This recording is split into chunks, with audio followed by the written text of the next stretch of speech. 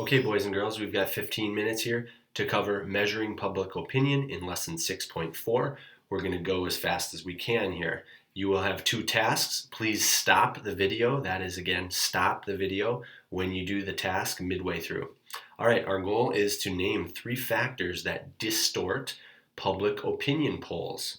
Okay, first thing, we gather and measure public opinion in what we call polls. Okay, we see these today. There's polls on Trump, there's polls on coronavirus, you name it, doesn't matter. There will be polls on Biden.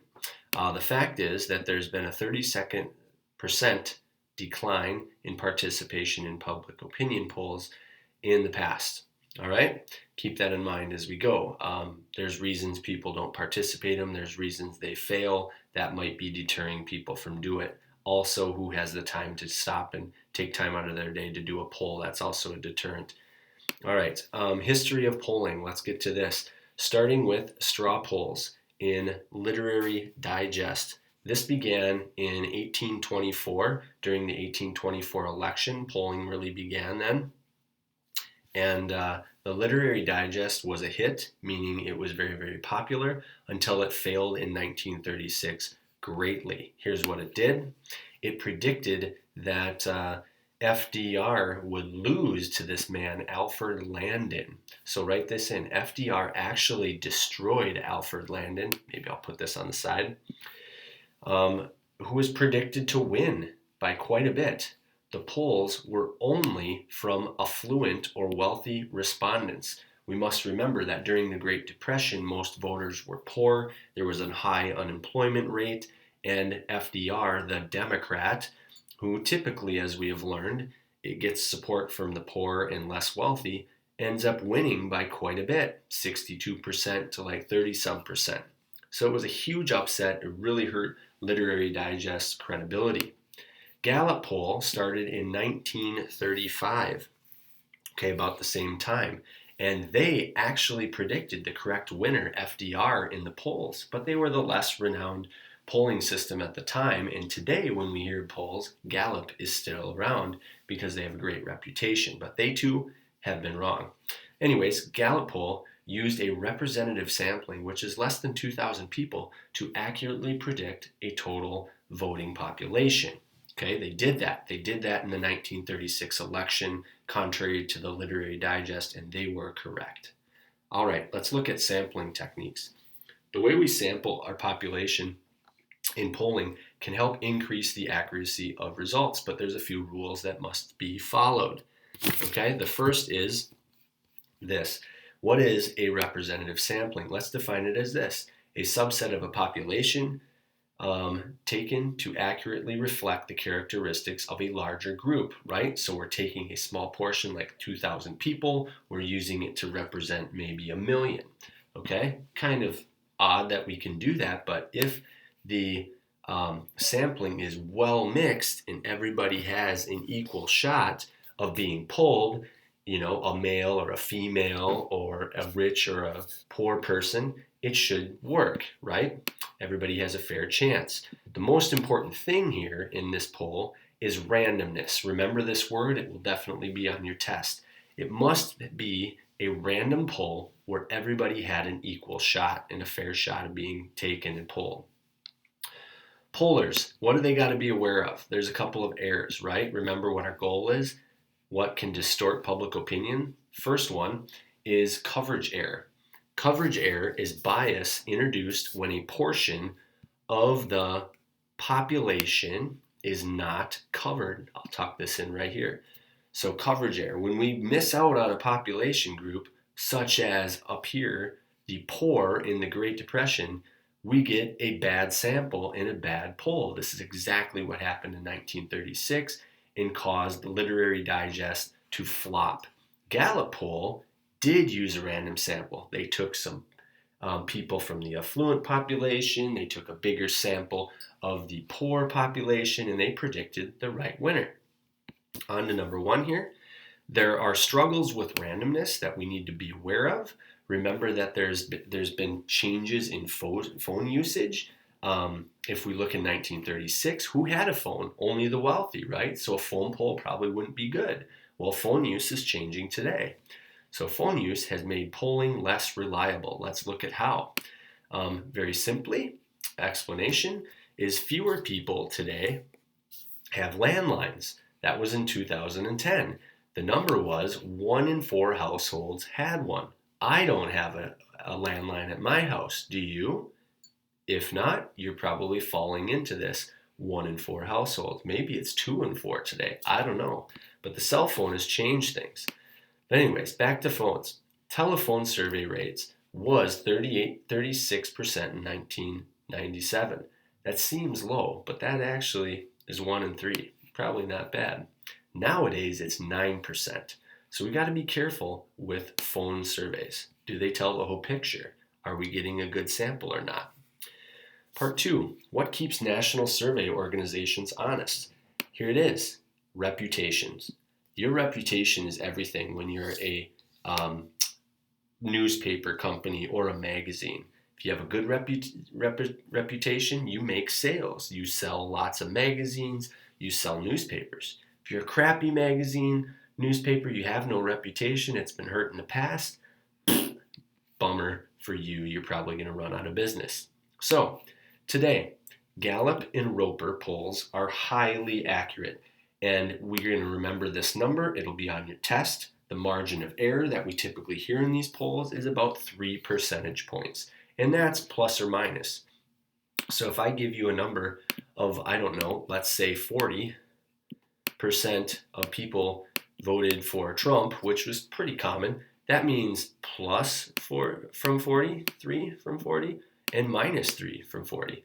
But if Biden, let's say he was at 50% and that margin was plus or minus 3, we could see that it could be 47 if we go down, but as high as 53.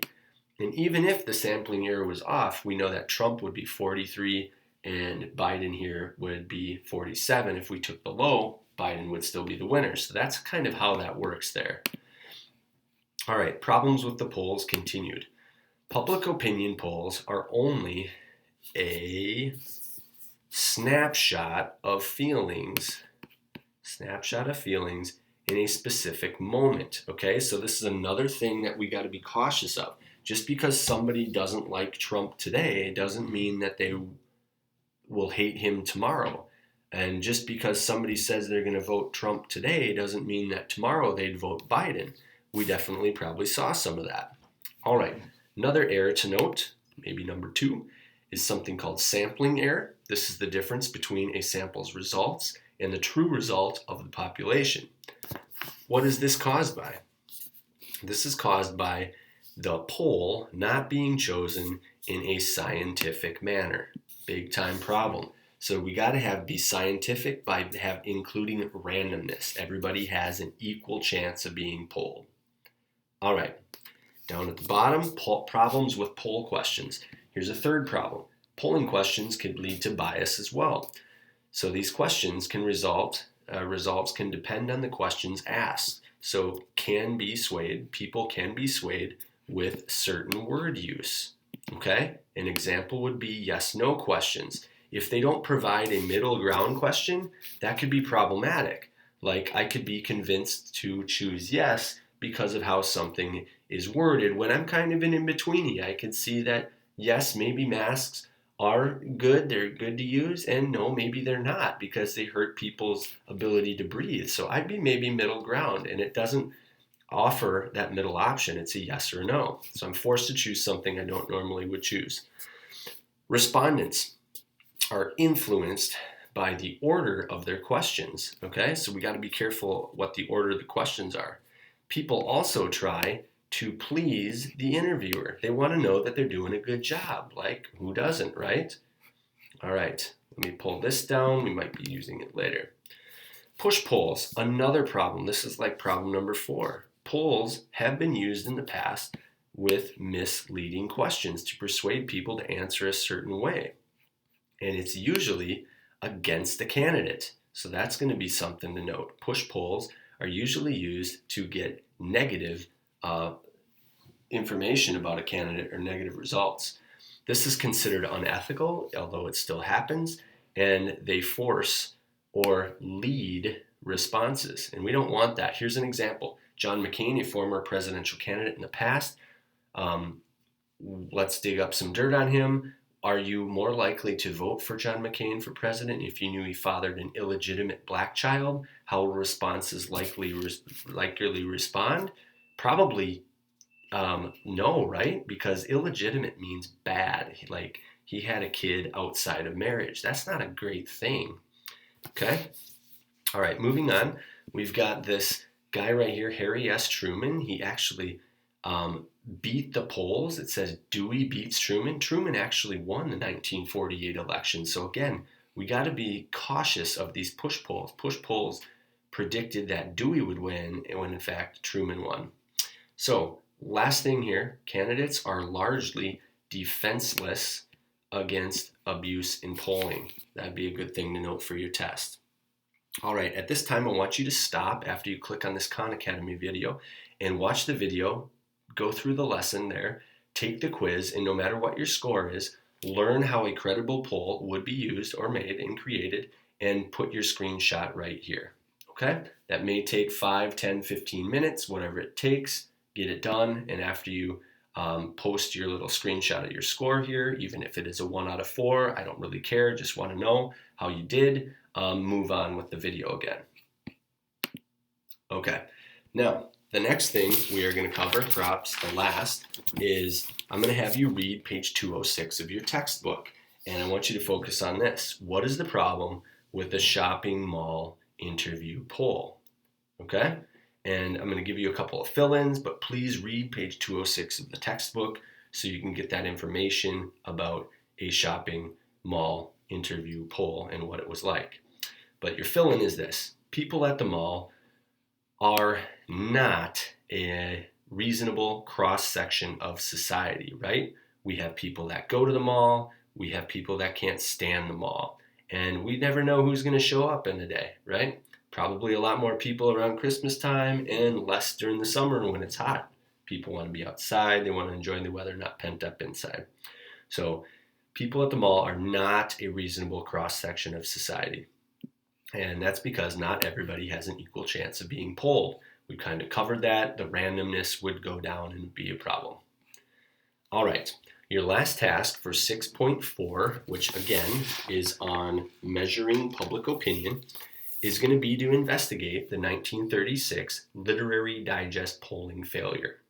And your job is to read a website. You'll click on the link here. Sorry, this isn't blue, but it is on your document.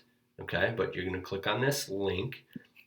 It's going to take you to a very short read, should be only a couple minutes, and I'd like you to figure out 2 things for me, and you're going to write a summary.